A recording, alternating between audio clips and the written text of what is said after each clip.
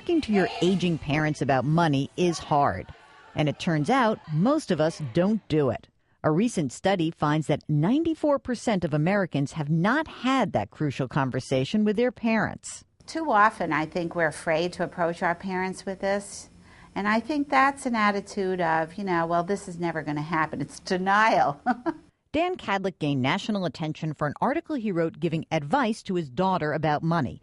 It wasn't as easy talking to his mom about her finances. The problem that I had is that she wanted to talk, but she didn't really want to act. So we're making some gains, but it's not easy.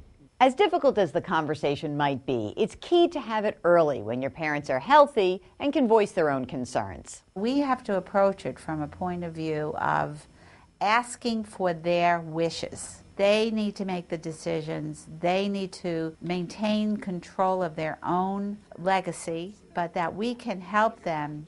There are many ways to begin a conversation so that it's not threatening. Here's how to broach the topic. Opening your retirement account can be a great opportunity to ask your parents about their savings. Mentioning a friend or relative's predicament can also be effective, allowing your parents to see the situation from an outside perspective.